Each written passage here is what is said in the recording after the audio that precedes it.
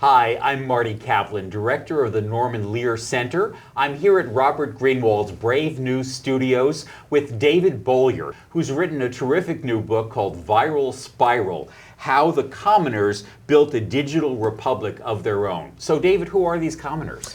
Well, the commoners are this motley collection of hackers and lawyers and artists and all sorts of people who decided that the culture of copyright and lockdown and mass media was just not adequate for them, didn't give them enough freedom, didn't give them enough room to express themselves. So they went about creating a new online digital republic of their own.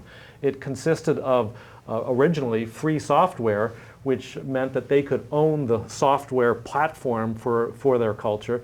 And it also consisted of Creative Commons licenses. Now, these licenses are a way to let them share things legally online. Historically, everything has been born copyrighted. It means that any little scribble or guitar riff that you record is immediately property as soon as it's born. Well, this has created enormous problems on the internet or in the computer culture because virtually anything you do in that world is a copy.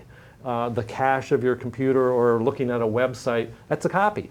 So the question arises, how can you legally share on the internet, which is what the system is essentially designed to allow? So there's been a rather heroic effort over the past generation through free software, open source software, through Creative Commons licenses, and through all sorts of online communities or commonses to build this multifaceted, diverse republic of their own. It consists of the blogosphere, it consists of web archives, social networking, just a vast and diverse array of different kinds of online venues, and it's gone international. There's now 70 different countries that have Creative Commons licenses adapted to their local, their national jurisdictions. So while these commoners are doing all that, their royalty is saying, you people are thieves and you're counterfeiting and you're stealing our content.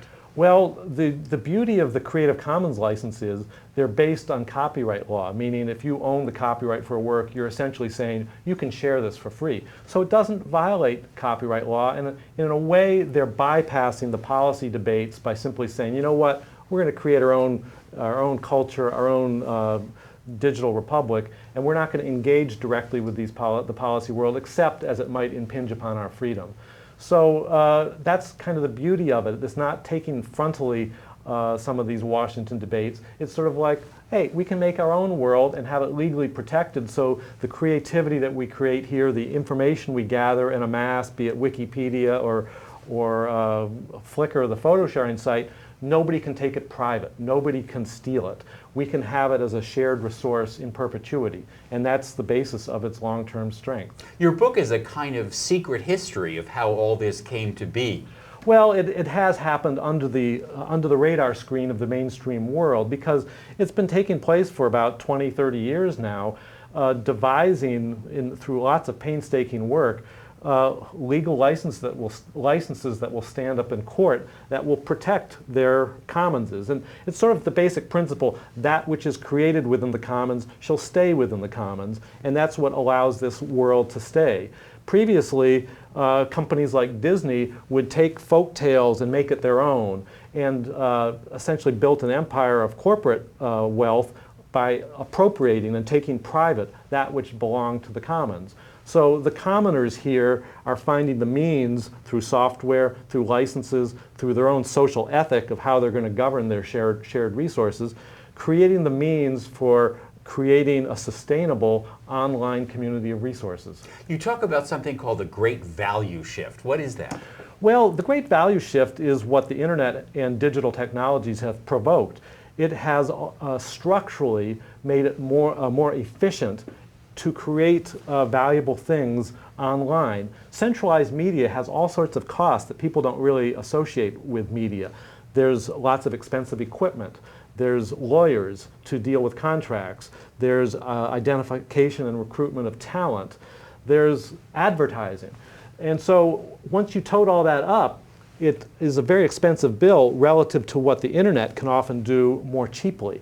You can think of how how Linux, the free software system for computers, has outcompeted Microsoft with all of its millions of dollars.